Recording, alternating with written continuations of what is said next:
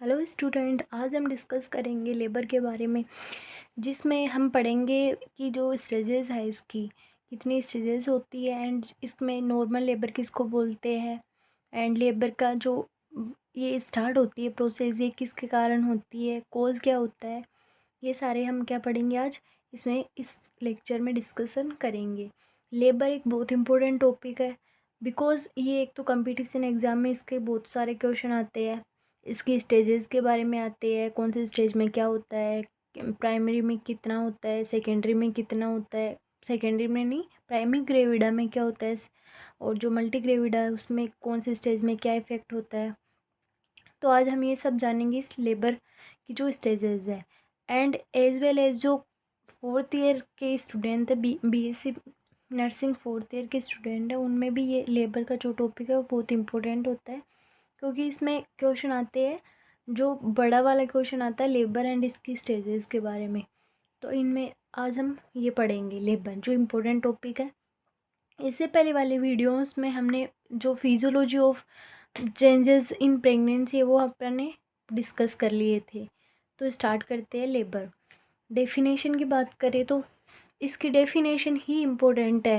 इसकी डेफिनेशन से भी बहुत बार क्वेश्चन पूछे गए हैं कंपटीशन एग्ज़ाम में कि डेफिनेशन जो लेबर होता है वो होता क्या, एग्जैक्ट डेफिनेशन देखें तो जो लेबर है वो सीरीज़ ऑफ इवेंट है।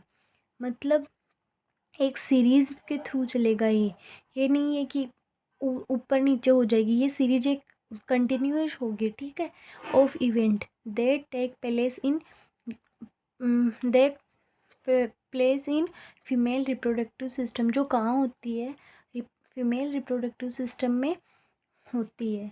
कि एक ये सीरीज़ है इवेंट्स की, इसमें बहुत सारे अपन पढ़ेंगे कि जो फर्स्ट स्टेज है उसमें कितने इवेंट होते हैं, सेकंड में कितने होते हैं, थर्ड में कितने होते हैं। तो बात करते हैं कि जो लेबर है वो इवेंट्स है ना, उनकी सीरीज़ है, ठीक है।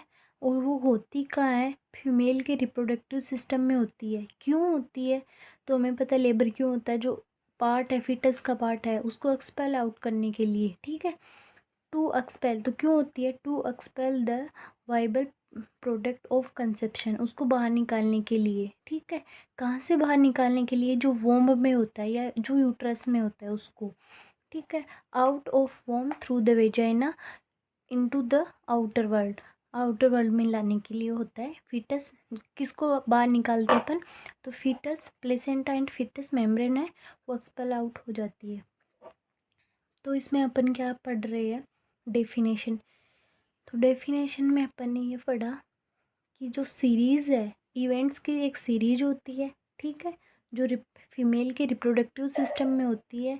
क्यों होती है, तो ये वाइबल प्रोडक्ट होता है, उसको बाहर निकालने के लिए होती है। कहाँ से बाहर निकालते हैं, तो वोम्ब के थ्रू बाहर निकलता है, वोम्ब से बाहर निकलता है एंड वेजाइना के थ्रू ये बाहर आ जाता है आउटर वर्ल्ड में।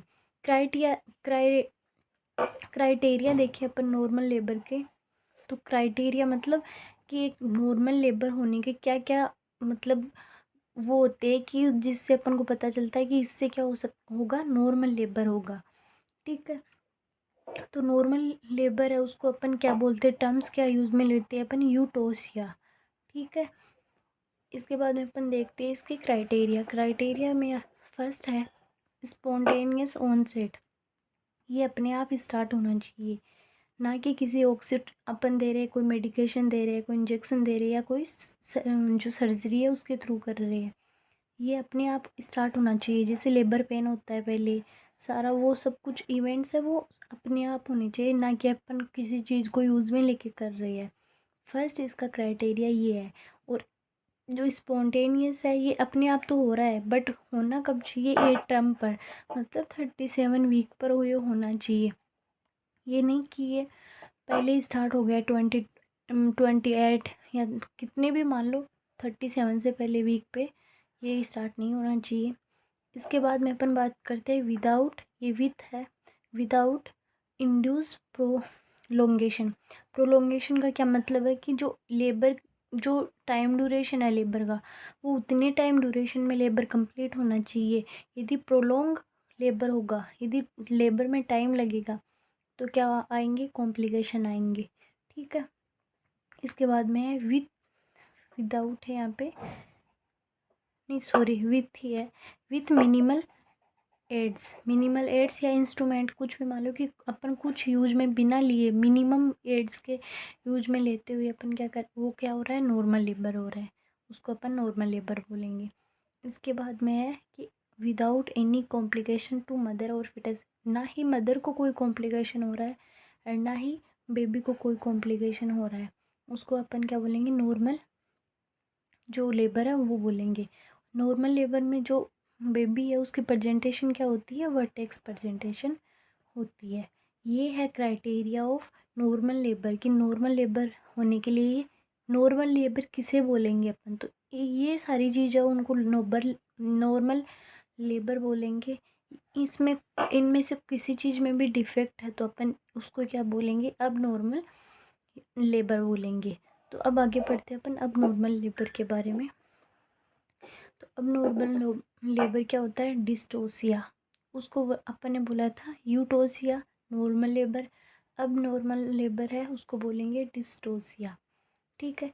If any variation found in criteria of normal labour, अपन ने जो क्राइटेरिया पढ़े थे ये सब, इनमें किसी भी टाइप का क्या हो जाए, वेरिएशन आ जाए तो अपन उसको क्या बोलेंगे, अब नॉर्मल लेबर बोलेंगे।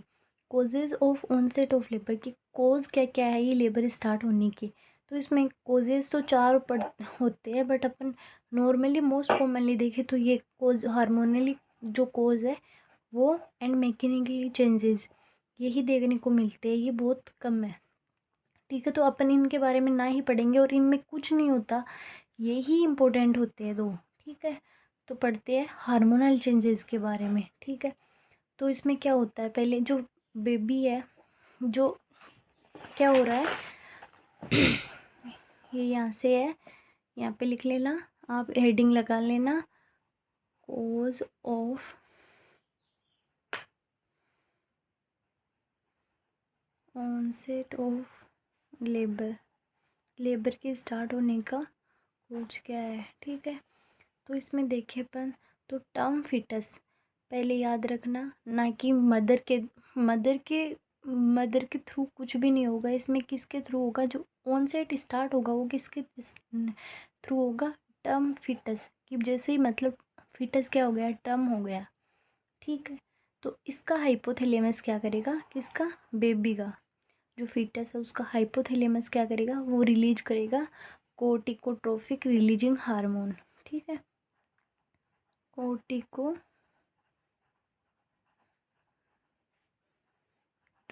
Releasing hormone.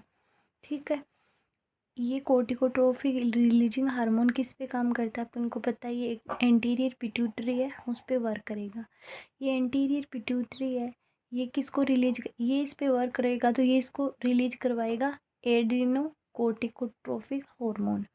एड्रीनो कोर्टिकोट्रोफिक हार्मोन किस पे एक्ट करेगा, ये एड्रीनल ग्लैंड पे करेगा और किसको रिलीज करवाएगा, ये कोर्टिको, जो ग्लूकोकोर्टिकोइड है या फिर कोर्टिसोल बोलते हैं जिसको, उसको रिलीज कराएगा। ठीक है, एक बार वापस बता देती हूँ, जो टर्म फिटस है उसका हाइपोथैलेमस कोट जो है वो कोर्टिकोट्रोफिक रिलीजिंग हार्मोन रिलीज करवाता है। ये एक अपन को ये पता होना चाहिए कि जो कोर्टिकोट्रोफिक रिलीजिंग हार्मोन है वो एंटीरियर पिट्यूटरी पे एक्ट करता है, क्योंकि ये किसके लिए होता है, ये रिलीज करवाने के लिए होता है।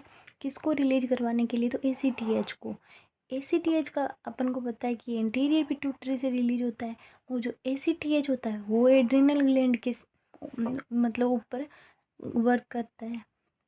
जो एड्रेनल ग्लैंड है उससे कौन सा हार्मोन रिलीज होगा, तो कोर्टिसोल या ग्लूकोकोर्टिकोइड होगा।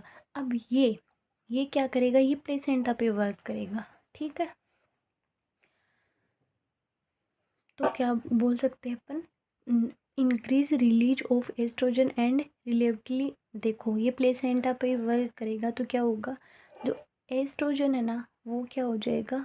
अब इसका कोई सॉलिड रीजन नहीं है, एक बात पहले बता देती हूँ, ये प्लेसेंटा पे बस इतना है कि ये प्लेसेंटा पे वर्क करेगा, एस्ट्रोजन रिलीज होगा। हो तो ये पहले भी रहा है, अपन को पता है जो थ्रू आउट प्रेगनेंसी है उसमें एस्ट्रोजन एंड प्रोजेस्टेरोन का जो सिक्रेशन है या रिलीज हो मतलब रहता है। बट जो अब क्या होगा, जो प्लेसेंटा वो एस्ट्रोजन को ज़्यादा कर देगा। तो एस्ट्रोजन एक ज़्यादा हो गए तो रिलेटिवली जो ये प्रोजेस्टेरोन है ये क्या हो जाएगा, डिक्रीज हो जाएगा। अब जो भी करेगा ये एस्ट्रोजन करेगा, ये क्या करेगा वो अपन आगे बात करते करते हैं। तो increase release of oestrogen and relatively ये डिक्रीज प्रोजेस्टेरोन, जिससे क्या होगा, इंक्रीज जो अब क्या हो जाएगा, एस्ट्रोजन एक है उसका एक्ट ज़्यादा हो जाएगा। ठीक है, अपन बात करते हैं कि जो एस्ट्रोजन था, यहाँ पे एस्ट्रोजन लिख लेना, एस्ट्रोजन था वो क्या करेगा, अब ये क्या करेगा, पहले तो किसको इंक्रीज करेगा, एस्ट्रोजन इंक्रीज होते ही ये क्या करता है, ये करता है इंक्रीज ऑक्सीटोसिन रिसेप्टर 200 टाइम। जो ऑक्सीटोसिन के रिसेप्टर पाए जाते हैं कहाँ पे, यूट्रस में, उनको 200 टाइम क्या कर देगा, ये इंक्रीज कर देगा, फर्स्ट ये करेगा।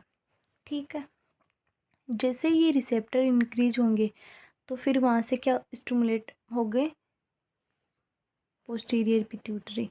अपन को पता है पोस्टीरियर पिट्यूटरी क्या रिलीज करती है, ऑक्सीटोसिन रिलीज करती है। ठीक है, तो ये दो वर्क हो गए इसके। इसके बाद में अपन बात करते हैं ये क्यों करवा रही है, तो क्योंकि ये ऑक्सीटोसिन क्या करता है, कॉन्ट्रैक्शन करवाता है, इसलिए। ठीक है, इसके बाद में अपन बात करते हैं कि और क्या होता है, तो इंक्रीज रिलीज ऑफ इंट्रासेल्यूलर, जो कैल्शियम अपन को पता है ये भी क्या करवाता है, कॉन्ट्रैक्शन करवाता है, तो इसको इंक्रीज कर देती है। एंड प्रोस्टाग्लैंडिन्स को, क्योंकि प्रोस्टाग्लैंडिन्स भी कॉन्ट्रैक्शन करवाते हैं, तो क्या हो जाएगा, ये सब मिलकर क्या करवाएंगे, कॉन्ट्रैक्शन करवाएंगे। और जैसे ही कॉन्ट्रैक्शन होगा तो उसको अपन क्या बोल देते हैं कि इनिशिएशन ऑफ लेबर। ठीक है, अपन ने क्या पढ़ा कि जो लेबर है वो कैसे स्टार्ट होता है, तो जो फिटस है उसका हाइपोथैलेमस किसको रिलीज करेगा, CRH। ठीक है, CRH एक्ट किस पे करेगा, CRH कौन कौन सा हार्मोन है, कोर्टिकोट्रोफिक रिलीजिंग हार्मोन, तो वो किस पे एक्ट करेगा जाके, वो एंटीरियर पिट्यूटरी पे एक्ट करेगा एंड उससे सिक्रेट करवाएगा एडिनोकोर्टिकोट्रोफिक रिलीजिंग हार्मोन। वो क्या करेगा, वो एड्रिनल पे ग्लैंड पे काम करेगा एंड वो उससे कोर्टिसोल किस पे एक्ट करेगा, प्लेसेंटा से एस्ट्रोजन ज़्यादा रिलीज होगा एंड जो एस्ट्रोजन है वो ये सारा काम करवाएगी और ये क्या कर देगी, इंडक्शन कर देगी लेबर का। ठीक है, इसके बाद में अपन एक जो चीज़ है ये एमनियोटोमी, ये छोड़ देना आप। एक चीज़ है कि जैसे ही लेबर होगा, मतलब ये पढ़नी तो अपन को बाद में चाहिए पर ये लिखा हुआ है तो मैं बता देती हूँ। When the baby downward descend, जैसे ही अपन ने देखा ये यूट्रस है, ये बेबी गाइड है, ये नीचे की ओर डिसेंड होगा। ठीक है, इतना नीचे नहीं है, इतना ही है, चलो ना। ये जैसे जैसे डिसेंड होगा डाउनवर्ड आएगा क्योंकि कॉन्ट्रैक्शन हो रही है किसमें, यूट्रस में, तो ये क्या करेगा, ये पेरिनियल एरिया है यहाँ पे क्या डालेगा, ये प्रेशर डालेगा, सर्वाइकल जो फ्लोर है उस पर प्रेशर डालेगा। और अपन को पता है जो यूट्रस है उस पर प्रेशर लगेगा, या फिर ये अपन बोल सकते हैं कि जैसे ही ये जो यूट्रस है उसको स्टिमुलेट कर देगी, और जैसे ही यूट्रस स्टिमुलेट होगी उससे जो ऑक्सीटोसिन है उसका जो सिक्रेशन है वो क्या हो जाएगा, इंक्रीज हो जाएगा। और उसको अपन क्या बोलते हैं, फर्गशन रिफ्लेक्स बोला जाता है। कि जैसे ही जो यूट्रस है उसको स्टिमुलेट करते हैं अपन, स्टिमुलेट होता है वो किसके द्वारा, बेबी के हेड के द्वारा, क्योंकि बेबी प्रेशर डाल रहा है नीचे, तो उसके स्टिमुलेट होने से ऑक्सीटोसिन का रिलीज होना क्या होता है, फर्गसन इफेक्ट होता है। अब ये कैसे कैसे होता है, तो ये 4 चीज़ों से होता है, इसलिए मैंने एमनियोटोमी यहाँ पे पहले हो गया ये। एमनियोटोमी में क्या करता है, एमनियोन मेम्ब्रेन खुद है ना रिलीज करती है किसको, प्रोस्टाग्लैंडिन्स को। ठीक है, ये 4 चीज़ से क्या होता है, फर्गसन इफेक्ट देखने को मिलता है, तो वो मैं आपको बताऊँ। अपन करते हैं जो पर वेजाइनल एग्जामिनेशन है वो करेंगे, तो क्या होगा, यूट्रस पर वेजाइनल कर रहे हैं 2 फिंगर के द्वारा, तो जो यूट्रस है वो क्या होगा, स्टिमुलेट होगा, उसके स्टिमुलेट होने से क्या हो सकता है, ऑक्सीटोसिन रिलीज होगा। बेबी हेड स्टेज द, ये अपन ये आप छोड़ दो, ये डीप में है, इसकी कोई ज़रूरत नहीं है। बेबी हेड स्टेज होगा तब भी अपन बोल सकते हैं। एम्नियोटोमी की बात कर ली और प्री रप्चर ऑफ मेम्ब्रेन की अपन ने बात कर ली, क्योंकि इनसे सबसे क्या होता है, यूट्रस है वो स्टिमुलेट होता है और उसको अपन क्या बोलते हैं, फर्गसन रिफ्लेक्स बोलते हैं। इसके बाद में अपन बात करते हैं कि लेबर होता है, उसमें लेबर पेन है वो 2 टाइप्स के होते हैं, ठीक है। फॉल्स लेबर पेन एंड एक होता है true labour pain. False labour pain मतलब झूठा, ये वैसे झूठा नहीं होता, बट आपको मैं थोड़ी बता रही हूँ ट्रिक के द्वारा याद करने के लिए कि मतलब ये क्या होता है, ये जो ट्रू लेबर पेन होगा, जो रियल वाला पेन होगा उससे 1-2 वीक पहले होगा। और इसमें क्या है, फॉल्स क्यों बोलते हैं, क्योंकि इसमें इतना ज़्यादा ये पेन होता है, इसमें जो डल नेचर का होता है, इतना ज़्यादा नेचर पेन का नहीं होता, ठीक है। और जो intensity and frequency of pain है वो क्या होती है, लो होती है। और फॉल्स लेबर पेन क्या होता है, ये सबसाइड हो जाएगा जैसे ही वो मूवमेंट करेगी या जैसे अपन मेडिसिन देंगे, वो उससे क्या हो जाएगा, ये सबसाइड हो जाएगा। तो अपन क्या करेंगे, उसको उसका जो नेचर है वो चेक कर लेंगे कि उसको कैसा पेन हो रहा है, एंड फ्रीक्वेंसी इंटेंसिटी देख ली अपन ने। फिर क्या करेंगे कि इसको या पहले बोलेंगे मूवमेंट करो आप, या फिर बोलेंगे कि आप क्या ये बोलेंगे कि उसको मेडिसिन देंगे। यदि वो पेन चला गया तो अपन क्या समझेंगे कि जो ये लेबर पेन है, ये कौन सा लेबर पेन है, ये है फास्ट लेबर पेन। एंड एक होता है इसमें सो एब्सेंट का मतलब क्या है, सो क्या होता है, सो होता है कि स्मॉल टीनी ब्लड डॉट आएंगे, कहाँ से आएंगे, जो सर्वाइकल म्यूकोस है नीचे से, उसमें ब्लड के थोड़े थोड़े डॉट आएंगे। यदि अपन रियल पेन है तो उसमें ये सो प्रेजेंट होता है, बट जो फॉल्स है उसमें कभी भी सो नहीं होता। तो सो क्या है, small tiny dot of blood mix with cervical mucus plug, इसमें मिक्स हो जाएंगे और वो आएंगे। तो अपन को क्या होगा कि ये तो फॉल्स है, ये शो एब्सेंट रहेगा। इसके बाद में अपन बात करते हैं कि ट्रू लेबर पेन क्या होता है। तो ट्रू लेबर पेन है वो अराइज आफ्टर फॉल्स, जैसे क्योंकि अपन ने बात की कि फॉल्स लेबर पेन है वो 1 to 2 वीक पहले आता है ट्रू के, तो ये उसके जस्ट बाद में आ जाएगा। इंटेंसिटी एंड फ्रीक्वेंसी इसमें ज़्यादा होगी और मूवमेंट के साथ इंक्रीज होगी, ना कि सबसाइड होगी। Cervical dilation and effacement present होंगे, जो हम इवेंट में पढ़ेंगे, ठीक है। ये दोनों डायलेशन भी होगा और उसका इफेसमेंट भी प्रेजेंट होगा। तो अपन लगाएंगे कि ये क्या है, ट्रू लेबर पेन है। और सो ऑल्सो प्रेजेंट होता है, इसको क्या बोलते हैं, लेबर पेन बोलते हैं। तो आज हमने ये पढ़ा है लेबर के बारे में और लेबर के पेन के बारे में, कोज एंड इनिशिएशन ऑफ लेबर के बारे में।